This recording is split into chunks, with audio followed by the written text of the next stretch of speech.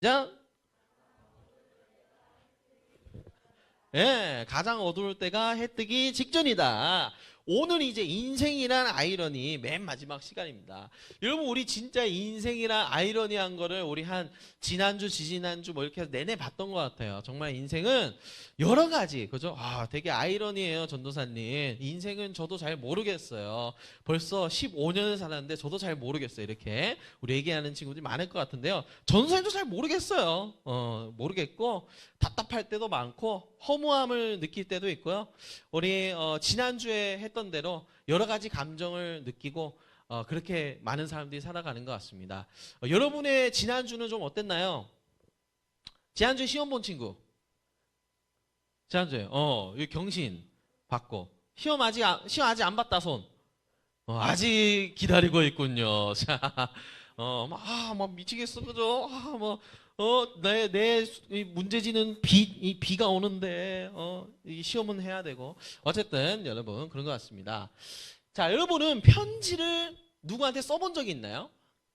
편지. 손편지, 나 한번 써본 적 있다. 부모님한테 써본 적 있죠, 그죠? 남친, 여친한테 편지 써준 적 있다. 자, 다 탈락. 뭐지, 이거? 자, 그렇죠. 뭐, 여러분, 중고등학생인데.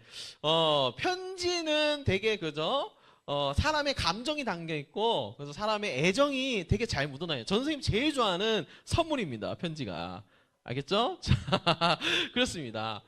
어버이날 보통 여러분 많이 들으실 것 같은데, 여러분이 만약에 쓴 편지를요, 어머니, 아버지가 딱 받아보시고, 야, 경준이가 이런 편지를 썼어? 해놓고, 회사에 가셔서 회사 모니터 옆에다 딱 붙여놓는다 생각해 보세요. 좋아요, 싫어요? 싫어요? 왜? 싫어요? 막 공개가 되니까. 근데 뭐 프라이빗한 룸이라고 한번 생각을 해보세요. 그러면은 좋지 않겠어요? 그래서 엄마 아빠가 내가 그래도 이렇게 애정을 담아 쓴 거를 매일 이렇게 보고 힘내려고 하시는구나. 이런 거를 우리가 알잖아요. 그 편지를 볼 때마다 엄마 아빠가 느껴주시는 거 아니에요? 그러면 좋은 거죠. 자, 만약에 이런 일이 있다고 생각을 해보세요. 여러분, 만약에 여러분의 할머니, 할아버지 혹은 뭐 전생에 저는 친할머니, 친할아버지보다 외할머니, 외할아버지가 더 좋아요 하면은 뭐 그렇게 해서 상상을 해도 좋아요. 외할머니, 외할아버지가 여러분들을 정말 사랑하고 막 애정으로 이렇게 하시는 분이라고 가정을 할게요. 뭐 다 그러시겠죠. 전사님도 많은 사랑을 듬뿍 받았는데 지금 할아버지는 이 세상에 계시지 않아요. 이제 폐암으로 전사님 고등학교 1학년 때 돌아가셨고, 옛날에 이제 베트남 전쟁에 참전하셨다가 거의 후유증이 있으셔가지고 알타가 돌아가셨는데, 아직도 너무 보고 싶고 그래요. 그런데 여러분, 만약에 이렇다고 가정을 해볼게요. 여러분은 너무 사랑하는 할머니, 할아버지, 외할머니, 외할아버지가 여러분한테 계속해서 편지를 써주는 거예요. 달마다. 경준아, 정우야, 승빈아, 은서야, 지원아, 너 잘 살고 있니? 할머니, 할아버지는 너 너무 보고 싶다. 명절에 안 와도 된다. 전화라도 해라. 이렇게. 그리고 너가 학교에서 이렇게 생활했으면 좋겠어. 친구들 만날 때 욕하지 말고, 게임하다가 막 이상한 말 하지 말고, 너 TV에 나오는 그런 애들이랑 달랐으면 좋겠어. 뭐 이런 식으로 덧붙여서 항상 그런 말도 하시잖아요. 그런 걸 한다고 생각을 해봐요. 자, 그래서 이 할아버지의 할머니의 조언과 함께 무럭무럭 자라서 여러분 성인이 됐어요. 근데 여러분, 언젠가는 우리가 할머니, 할아버지, 외할머니, 외할아버지랑은 이별을 하게 되죠. 나이가 많이 드셔서 결국 이별을 하게 되는데 돌아가신 거예요. 자, 그런데 이 편지는 돌아가셔도 남아있어요, 안 남아있어요? 남아있죠. 내 책상 서랍 안에 그대로 있죠. 자, 그런데 생각을 해볼까요? 나중에 이제 추석에 온 가족이 모였어요. 온 가족이 모이면은 이제 옛날 일들을 추억할 거 아니에요. 옛날에 할아버지 살아계셨을 때, 할머니 살아계셨을 때 이런 말씀 많이 하셨는데, 이러면서 추억에 잠길 때가 있잖아요. 이렇게 온 가족이 모여 있으면 이 편지 이야기도 하겠죠. 할아버지가 나한테 이런 말씀 많이 해주셨는데 저런 말씀 많이 해주셨는데 막 하는 거예요. 자, 그리고 끝났어요. 자, 이런 만약에 가정을 해볼게요. 추석날 그렇게 하루 모여가지고 할아버지에 대해서 추억하고, 할아버지가 써주신 편지에 대해서 추억하고, 할아버지가 그때 이런 말씀 많이 해주셨는데 이렇게 생각을 했어요. 근데 그걸로 그냥 끝이고, 평소에 살아가면서 그렇게 할아버지가 써주셨던 편지를 단 한 번도 들춰보지 않는다고 생각을 해보세요. 한 번도 들춰본지 않아. 근데 명절 때만 잠깐 들춰보고 읽어보고 향수에 잠기고 추억에 잠겨. 그리고 명절이 끝나면 다시 일상으로 돌아가서 다시 뭐 할아버지가 해준 조언 다 까먹고 그냥 뭐 서랍 한 구석에다가 편지를 처박아두고 그렇게 산다고 생각해보세요. 그러면 여러분 할아버지의 편지 읽기는 쇼맨십이 아니겠어요? 그죠? 정말 내가 할아버지를 사랑하고 나에게 해주신 조언들이 정말 뜻깊다고 한다면은 그 편지를 꺼내서 뭐 한 달에 한 번이라도 읽어보고 내가 진짜 이렇게 살아야지 다짐도 하고 이런 시간이 있지 않겠어요? 그런데 이런 시간이 전혀 없고 명절날에만 그냥 추억을 공유하는 용으로만 이런 이야기를 나눈다고 생각해 보세요. 그러면 이거는 뭔가 진위가 뭔가 의심이 되겠죠. 더 쉬운 표현을 하자면 이거예요. 우리 방송실에 계신 동현쌤이 있잖아요. 동현쌤이랑 예를 들어서 전생에 욕먹을까봐 일부 안 했어요. 동현쌤이랑 우리 리나랑 사귄다고 해보세요. 리나라는 친구랑 동현쌤이랑 사귀는 거예요. 너무 막 사랑하는 사이야. 동현쌤이랑 리나. 너무 사랑해. 그래서 리나가 통금이 밤 11시야. 11시면 집에 들어가야 돼. 근데 동현쌤이 자꾸만 리나가 너무 좋아가지고 리나야 11시 10분에 들어가. 안 돼. 11시 20분에 들어가. 안 돼. 야 11시 30분. 안 돼. 아빠한테 혼나. 안 돼. 오늘 한다. 하다가 막 리나가 자꾸 집에 늦고 통금을 어기고 막 이랬다고 생각해보세요. 그래서 리나네 아버지가 화가 나신 거야. 리나야 너 요새 뭐하고 다니는 거야? 어제 11시 반에 들어왔지. 너 왜 통금 30분 어겼어? 아버지 그게 아니라요.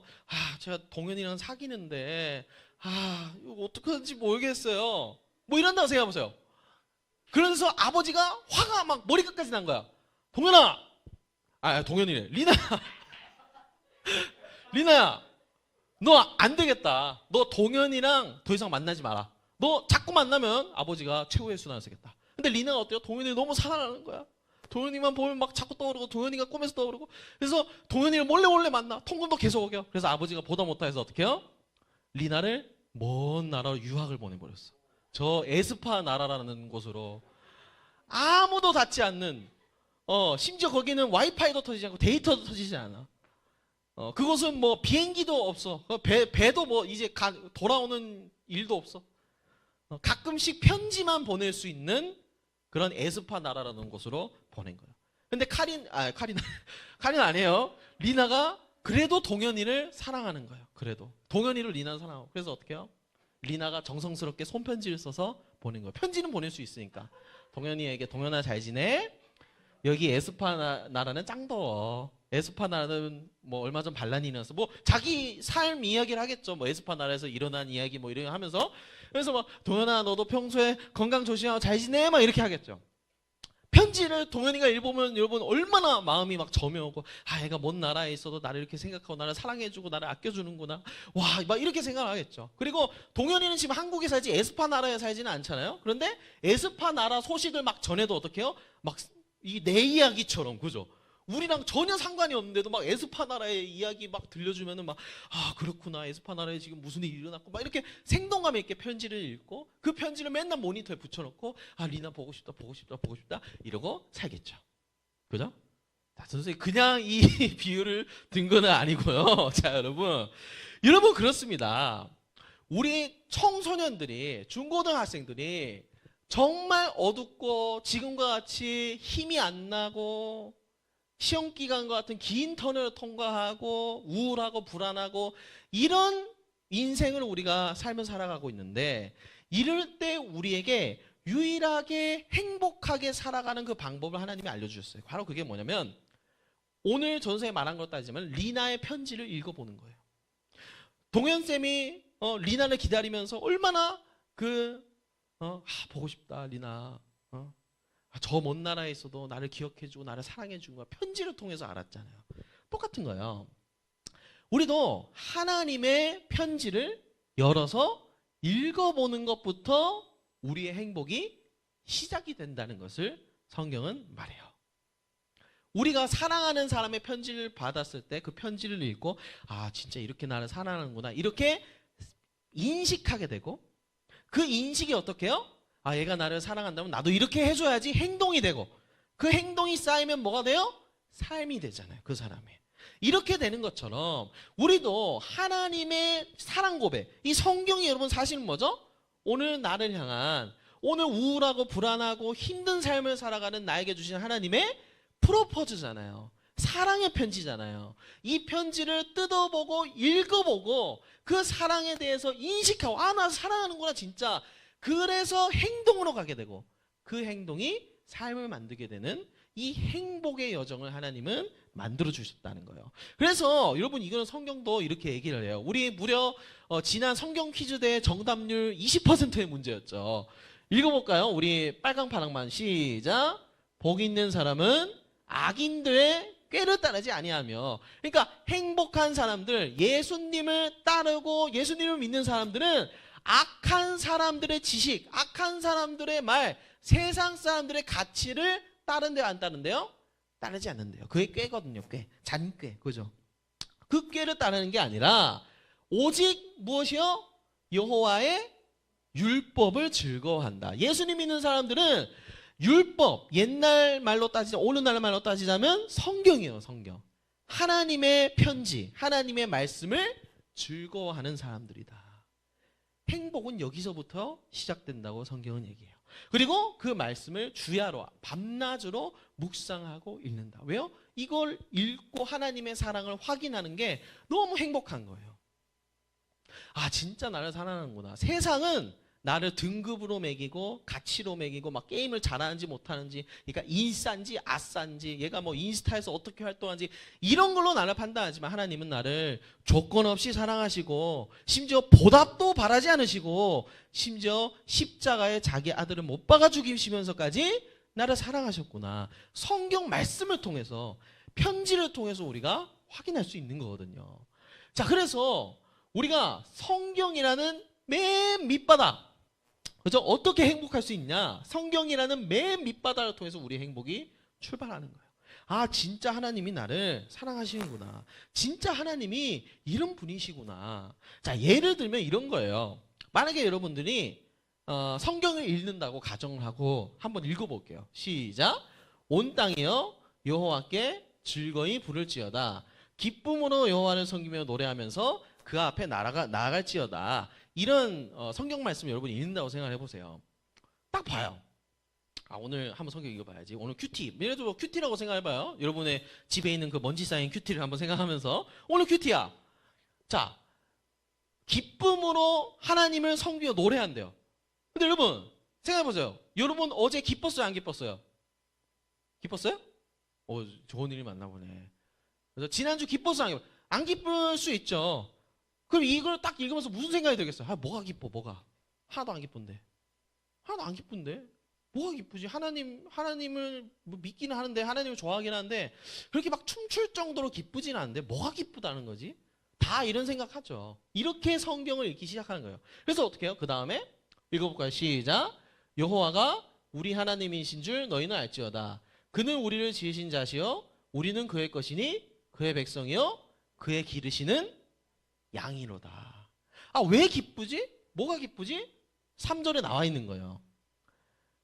여호와가 하나님은 우리를 지으셨고, 우리는 하나님의 것이고 하나님의 백성이고 하나님이 기르시는 양이다. 하나님이 우리 삶을 길러주신대요. 하나님이 우리를 자라게 해주신대요.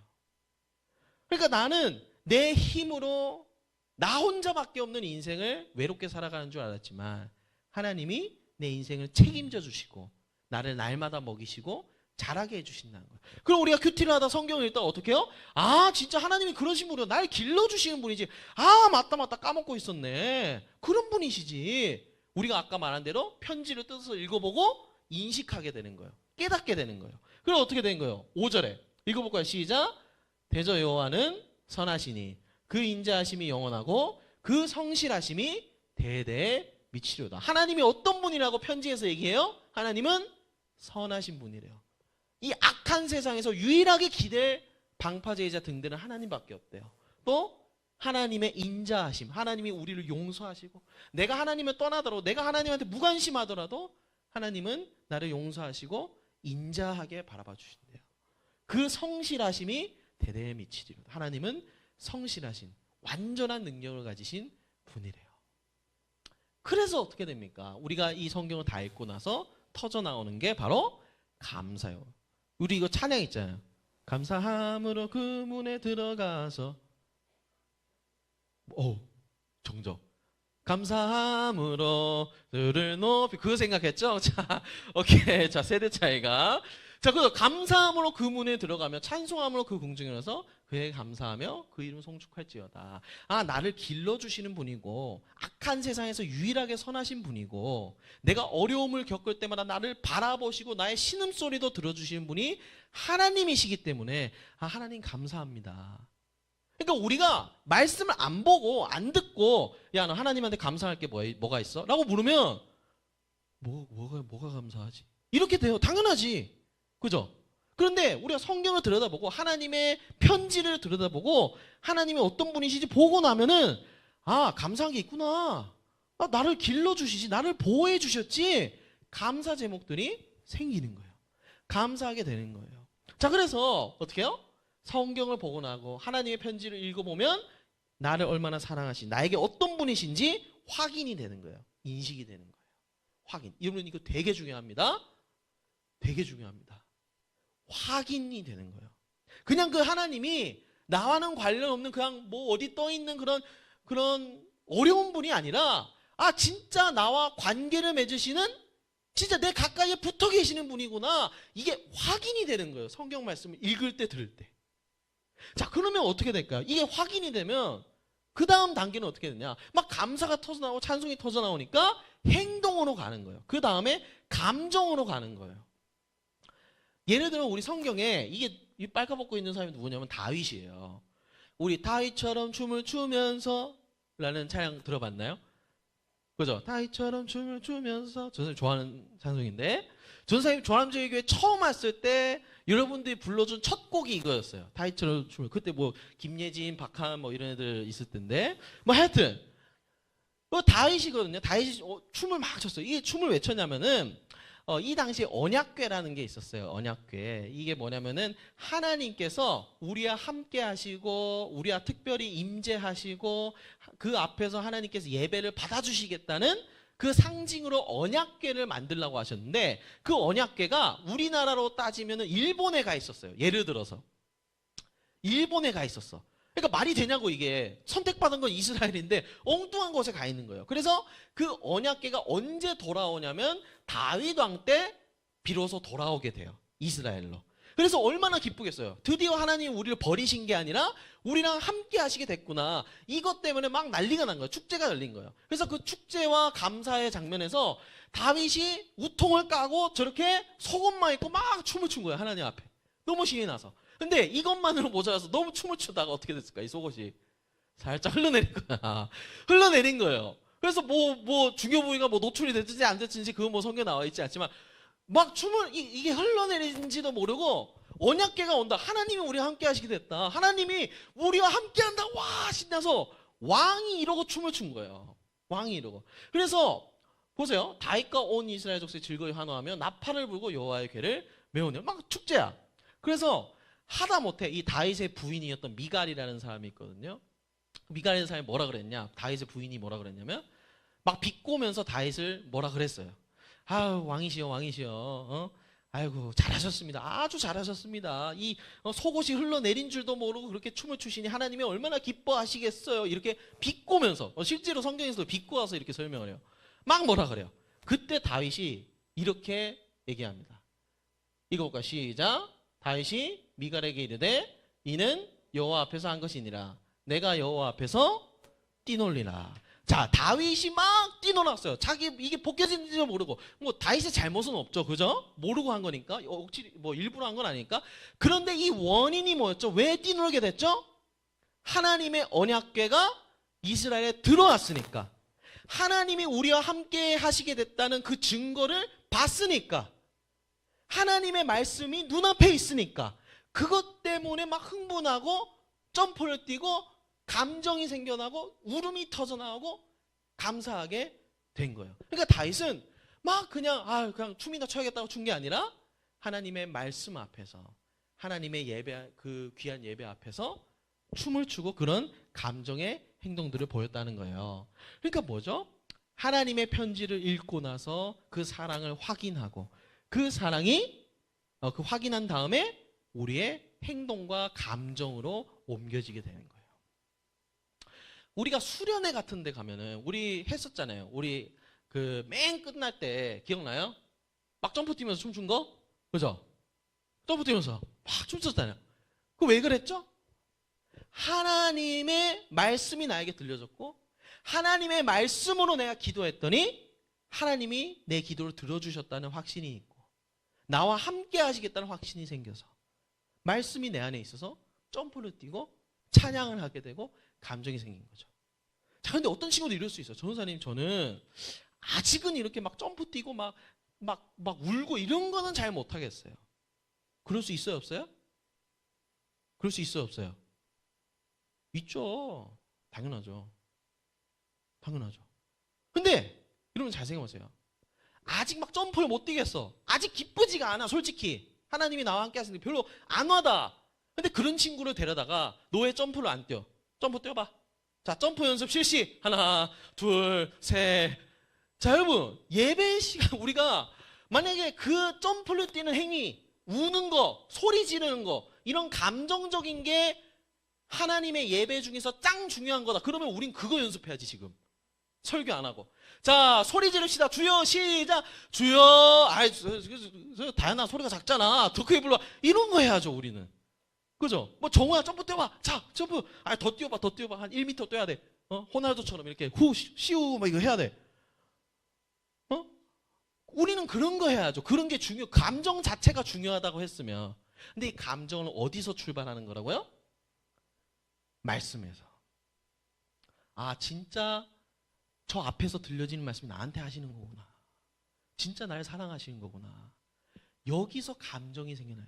그래서 우리가 아직 점프 잘 못 뛰겠어요. 울음도 안 나요. 뭐 이런 친구들은 괜찮아요. 근데 나는 왜 울지 못하지? 점프를 왜 못 뛰지? 이걸 이상하다고 생각한 게 아니라 거꾸로 돌아가서 오늘 내가 듣고 있는 이 말씀이 나의 마음에 다가왔을까?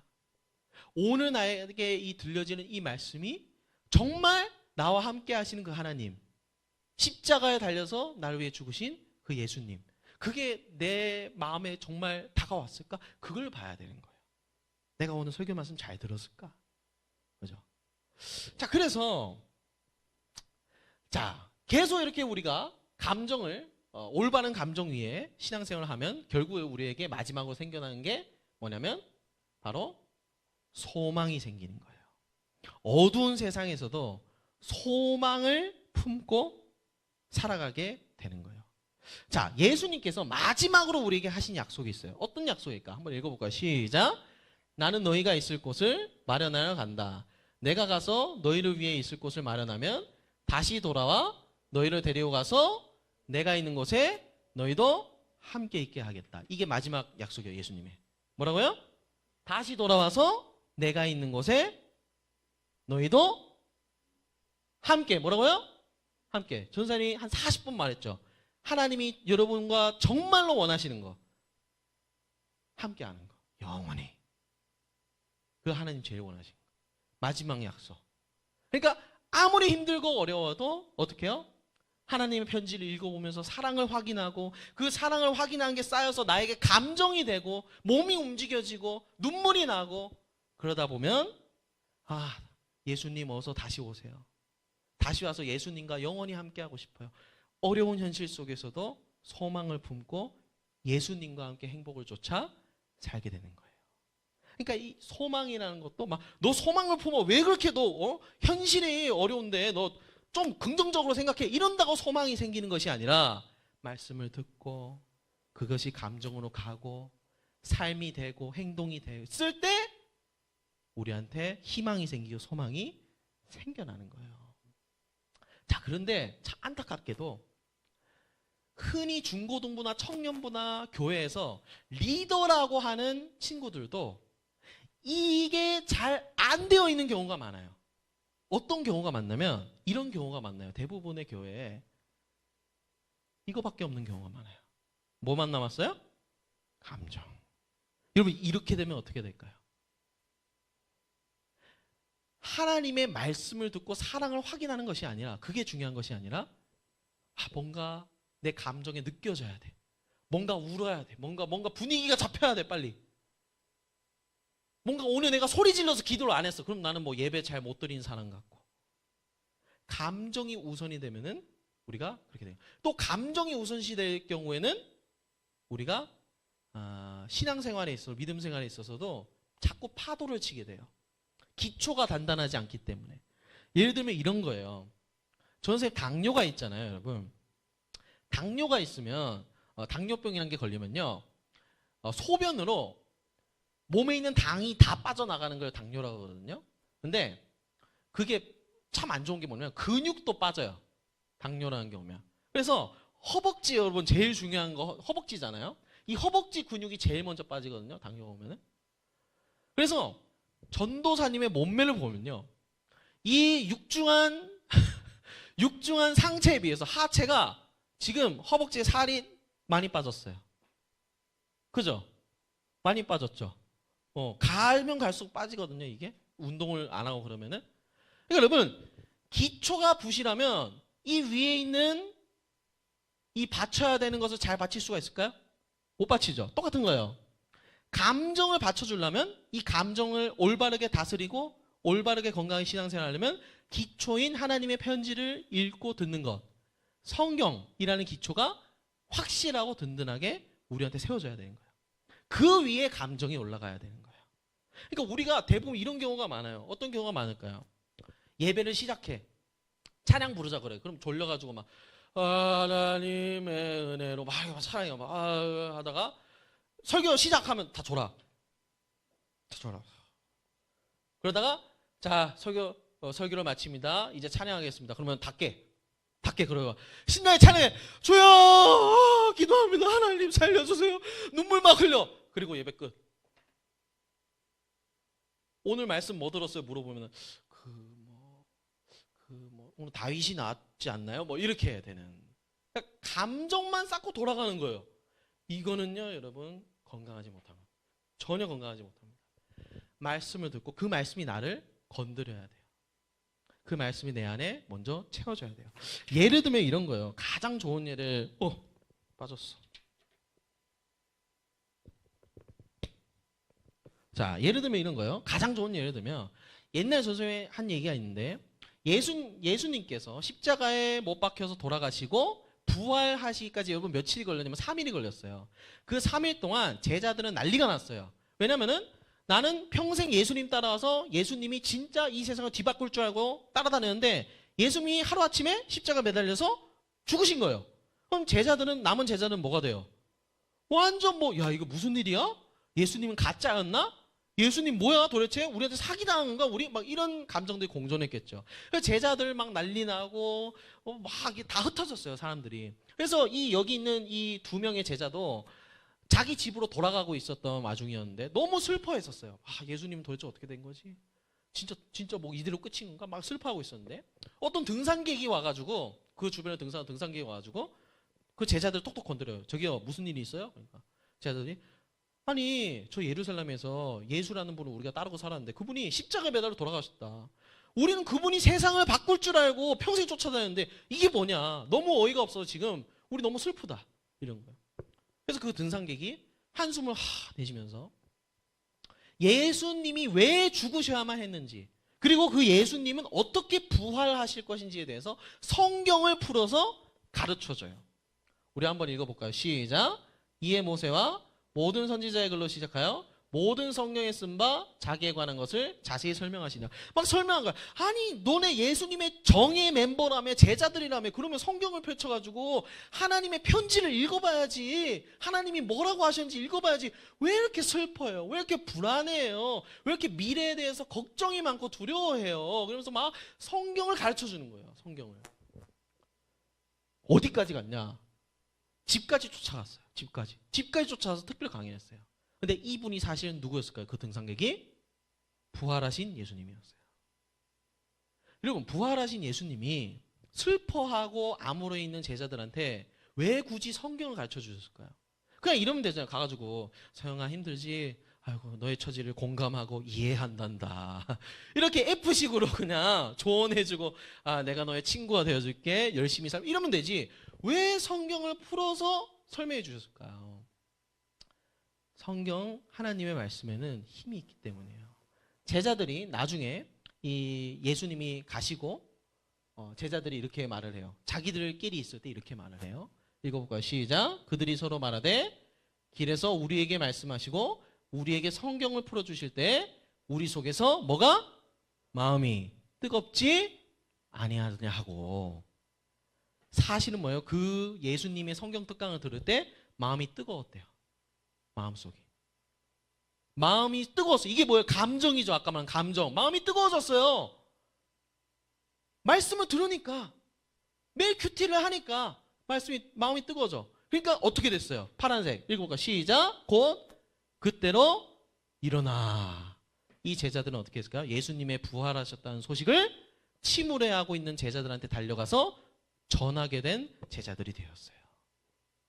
그러니까 걱정과 공포와 불안 가운데 있던 제자들이 말씀을 보고 마음에 뜨거움을 얻어서 행동의 변화가 생기고 예수님은 부활하셨다는 그 소망을 남들에게도 전하게 되는 거죠. 이런 변화가 일어났다고요. 그래서 말씀이 우리를 변화시키는 거예요. 우리가 변화한다고 계획표를 세워서 변하는 게 아니라 날마다 하나님의 프로포즈, 도대체 나를 향해서 어떤 사랑을 하나님은 말씀하신가, 그거를 우리가 마음에 담을 때 진짜 변화가 일어나는 거예요. 이거를 여러분 꼭 기억하세요. 그래서 오늘의 어두운 현실에 주신 하나님의 편지는 여러분 무엇이 있을까요? 여러분 오늘 큐티 차례를 보니까 히스기야 왕이 나오더라고요. 히스기야 왕. 히스기야 왕이 울부짖으면서 기도하는 게 오늘 큐티 차례거든요. 왜 기도를 하냐면 나라가 망했어요. 나라가 망해가지고 적군이 우리나라 따지면 일본 장수 도요토미 히데요시가 저 성 밖에서 소리를 지르는 거예요. 야, 너네 하나님이 버렸다. 너네 망했다. 너네 끝났다. 너네 현실을 봐라. 우리는 숫자가 지금 몇십만 명의 군대를 이끌고 쳐들어왔는데 너네 아무것도 없잖아. 우리가 이겼어. 하나님이 너네 버렸다니까. 이렇게 막 고래고래 소리를 질러요. 심지어 우리나라 말로 해가지고. 그러니까 성 안에 있는 사람들이 다 울어요. 하나님 진짜 버렸나 봐. 근데 그때 히스기야는 뭐 했냐? 기도했어요. 하나님 안 버리셨잖아요. 하나님 저희 버리지 않았잖아요. 하나님 제발 살려주세요. 그리고 하나님 말씀하세요. 히스기야 걱정하지 마. 내가 저 대군들 다 쓸어버릴 거야. 그래서 실제로 어떻게 됐을까요? 그 수십만 대군이 하루아침에 다 죽어버립니다. 그리고 그 적군의 왕, 아수르라고 하는 그 적군의 왕이, 그 나라의 적군의 왕이 암살당합니다. 여러분 그 당시에 적 장수가 암살당하면 어떻게 될까요? 전쟁을 안 하고 장례를 치러야만 했어요. 그래서 공격을 하다 멈추고 다 본국으로 돌아갑니다. 여러분 이 큐티를, 이 말씀을 오늘 우리가 받을 때 하나님 저 중간고사 끝났어요. 저 인생 망한 것 같아요. 저 끝인 것 같아요. 미래가 암울한 것 같아요. 진짜 아무것도 보이지가 않아요. 너무 어려워요. 할 때 오늘 이 말씀 우리 안에 담고 마음으로 품고 이 마음이 뜨거워진다면 소망을 품는 거예요. 하나님 그래도 우리를 보호하시고 지켜주시는구나. 하나님 그래도 우리의 앞길을 열어주시는 분이시구나. 우리를 죽도록 내버려 두지 않으시는 분이 하나님 아빠구나. 하나님 그럼 이번 한 주간도 다음 한 주간도 저에게 힘 주시면 제가 힘내서 매달려 볼게요. 이 히스기야 왕처럼. 여러분 오늘 집에 가서 큐티를 해야겠습니까? 안 하겠습니까? 하고 힘을 얻고 위로를 얻으세요. 그래서 하나님의 사랑을 확인하고 그 사랑이 쌓여서 여러분의 놀라운 무엇과도 바꿀 수 없는 가치를 지닌 여러분의 인생이 되기를 소망합니다. 그래서 오늘 함께 기도할 거예요. 찬양하면서 기도할 거예요. 내일일은 난 몰라요라는 찬양인데요. 우리 다 일어날까요?